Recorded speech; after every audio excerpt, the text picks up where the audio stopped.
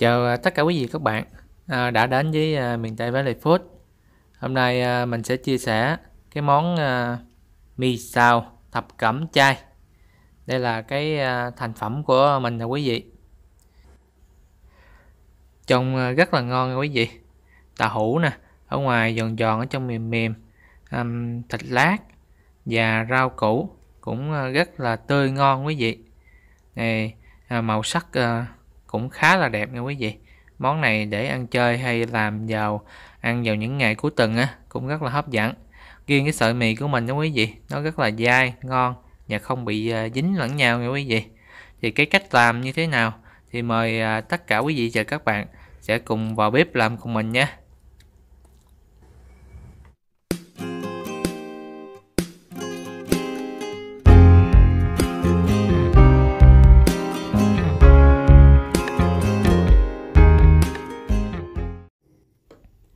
Rồi, bây giờ để làm được cái món mì xào thập cẩm chay thơm ngon bổ dưỡng thì nguyên liệu cơ bản hôm nay mình sẽ giới thiệu cho quý vị đó là trước tiên quý vị chuẩn bị cho mình 2 gói mì chay. Thì tùy gia đình mình đông thành viên hay ít thì mình sẽ gia giảm cái lượng mì này khác nhau quý vị. Và nguyên liệu thứ hai đó là một miếng thịt lát chay cũng như là một cọng ruột chay hay người ta còn gọi là mì căng đó quý vị. Một miếng tàu hũ luôn nha quý vị. Tùy vào cái mình thích cái gì đó, những cái nguyên liệu nào thì mình có thể gia giảm thêm và bớt. Tàu hũ thì quý vị có thể chọn tàu hũ chiên rồi hoặc là chưa chiên cũng được.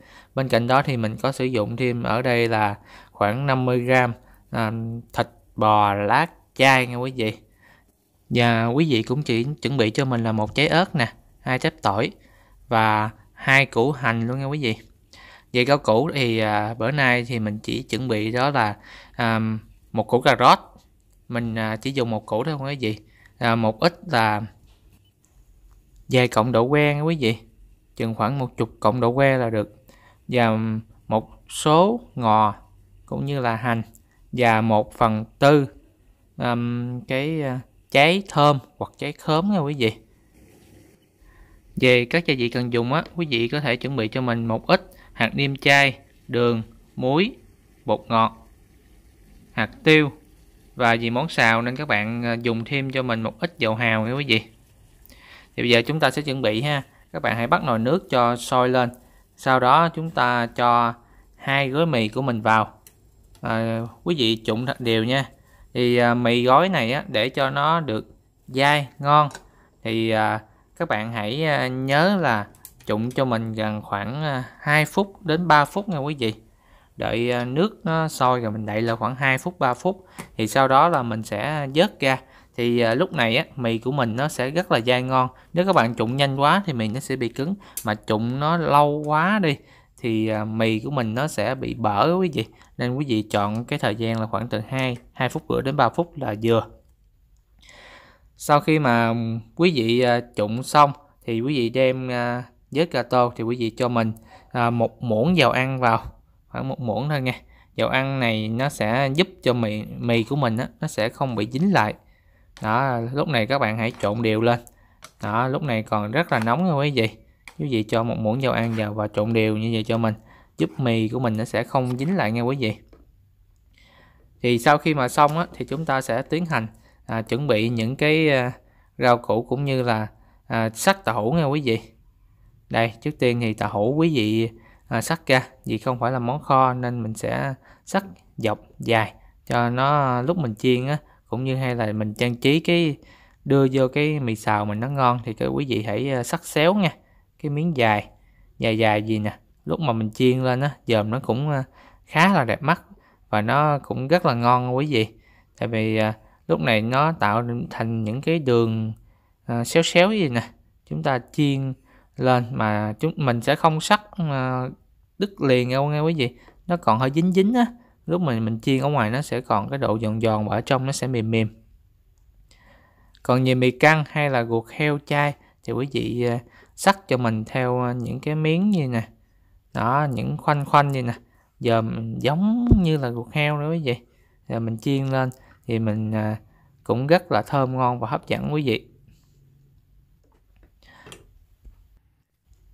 Tiếp theo thì về cái phần thịt bò chay cũng như là sườn non chay thì quý vị đem ngâm nước, cũng như là chuẩn bị trước cho mình là khoảng 30 phút.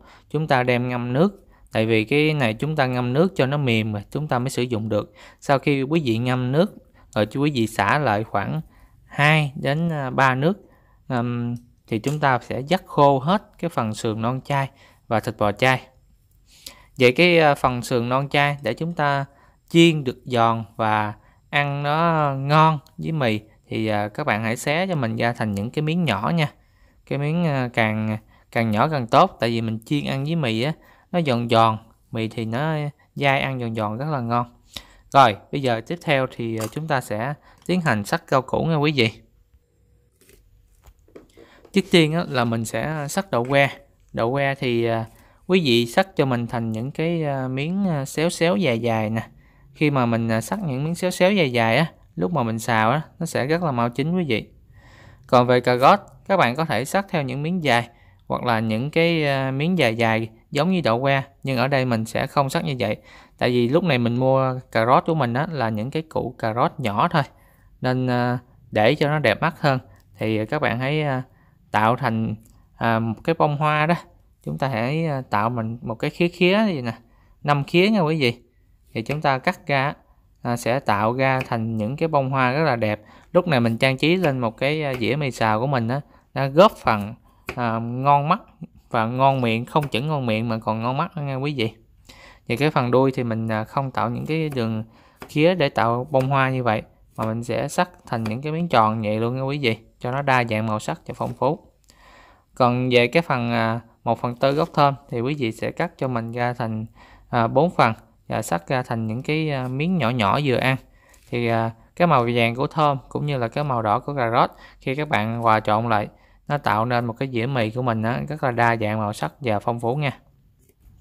Sau khi chúng ta sắc rau củ xong thì cái phần tỏi, hành cũng như là ớt thì quý vị cũng sắc nhỏ cho mình luôn nha. Thì chúng ta sẽ băm ra, càng nhuyễn càng tốt. Lúc này mình phi lên nó sẽ rất là ngon quý vị. Cái này quý vị có thể dùng nếu quý vị nào mà không nếu quý vị mà ăn thuần chay á thì quý vị có thể thay thế bằng boro nha. Mình thì chỉ ăn chay bình thường thôi, nên chúng ta sẽ dùng hành và tỏi. Rồi bây giờ chúng ta sẽ pha nước sốt để tạo hương vị đặc trưng cho cái món mì xào của mình.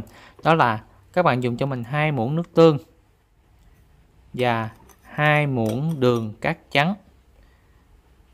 Và tiếp theo là quý vị cho mình thêm 2 muỗng nước nha quý vị. Chúng ta vừa cho vào và chúng ta vừa khuấy đều luôn cho cái đường, nước tương cũng như là nước nó tan hết nha quý vị. Quý vị khuấy đường nó càng tan hết thì càng tốt nha quý vị. Sau khi mà chúng ta chuẩn bị xong thì chúng ta sẽ bắt chảo lên. Chúng ta cho một ít dầu vào. Quý vị cho dầu vào và đợi đến khi nào mà dầu nó sôi lên, nó bắn tim lên thì quý vị cho những cái hỗn hợp. Là trước tiên đó là ở đây là mình sẽ chiên đầu tiên, đó là bò chay, bò lát chay nha quý vị. Đó, mình sẽ chiên lần lượt mà không chiên chung. Chiên lần lượt thì cái phần nào nó chín vàng trước thì mình sẽ gấp ra hết, rồi lần lượt mình chiên cái khác để mình dễ tiện quản lý, nó không có bị khét nha quý vị. Chiên nhiều quá thì tại cái miếng nhỏ nhỏ như vậy nè, mình sẽ không chở được hết đều nên nó rất là dễ bị khét, nên mình sẽ chiên lần lượt. Trước tiên là mình chiên bò, lát cũng như là ruột heo, xong rồi mình sẽ chiên những cái thành phần khác. Bây giờ thì các bạn xem nè, đó, bây giờ ruột heo cũng như là thịt lát chay của mình nó đã giòn vàng, giòn, trông rất là ngon quý vị. Đó, khi mà chúng ta gấp ra hết thì tiếp tục chúng ta cho những cái thành phần còn lại vào chiên hết nha quý vị, trừ rau củ thôi, như là tàu hũ, thịt bò hay thịt lát gì đó chúng ta đưa vào chiên hết. Bây giờ là cái phần tàu hũ của mình nè quý vị. Tàu hũ của mình bây giờ mình bỏ vào mình chiên luôn. Tàu hũ của mình nó còn dính dính nè quý vị. Lúc này mình sẽ dễ chiên hơn. Thành những cái miếng nhỏ quá thì chiên nó sẽ rất là dễ vỡ ra ngoài và nó không còn giữ được cái độ mềm mềm ở bên trong nữa. Đó, bây giờ mình đã chiên xong cái phần tàu hũ rồi nha quý vị, rất là vàng giòn luôn. Rồi tiếp tục đó, mình còn một ít dầu thì quý vị cho mình thêm một cái hành vào, hoặc là bao rô ấy vậy. Nếu quý vị ăn thuần chay thì dùng bao rô vào phi cho nó thơm nha. Đó, đó, quý vị đợi cho nó vàng lên thì quý vị hãy cho mình cái hỗn hợp nước tương và đường vào.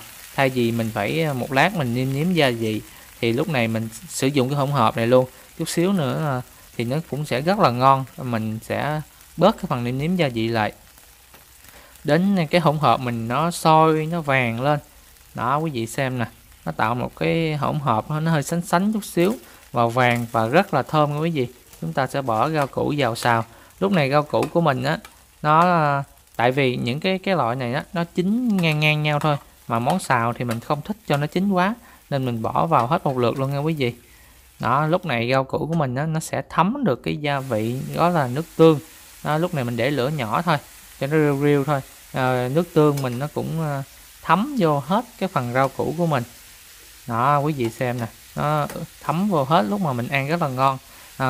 Mình cũng đỡ nêm nếm nữa, mình khỏi nêm nếm luôn. Theo mình á thì lúc mà này á nó sẽ vừa ăn luôn. Đó, lúc này thì mình cũng đã bỏ hết cái phần tàu hũ nè, rồi thịt bò chay nè, cũng như là ruột non chay, tất cả vào giờ mình xào nha quý vị. Lúc này mình để lửa nhỏ nhỏ thôi, mình xào cho cái nước tương nó thấm vào hết cái phần tàu hũ này. Thì cái này mình làm cho nó hơi nhạt nhạt, đặng chút xíu mình ăn nha quý vị, mình làm không có mặn lắm. Đó, lúc này thì các bạn thấy được á thì các bạn hãy cho mì vào. Đó, chúng ta để lửa nhỏ thôi, cho mì vào và chúng ta đảo đều. Cái này là mình làm ăn nó hơi nhạt nhạt. Các bạn muốn vừa ăn hơn nữa thì các bạn có thể thêm nêm thêm nước tương, hoặc là lúc mà chúng ta ăn á, chúng ta xịt nước tương vào thì nó sẽ vừa miệng hơn. Bù lại những các bạn không thích ăn mặn á, ăn mặn quá, mình làm cho nó ăn hơi nhạt nhạt thôi. Đó, lúc này sau khi xong á thì các bạn có gãi một ít tiêu vào để nó tăng cái hương vị lên. Mình xin nhắc lại là cái này mình làm hơi nhạt để cho phù hợp với tất cả quý vị, nên mình không có nêm thêm cái gia vị gì hết, đường hay là đường hay là muối gì hết. Nói chung cái này cũng khá là vừa ăn rồi, các bạn chỉ cần xịt thêm một xíu nước tương nữa là ăn rất là ngon.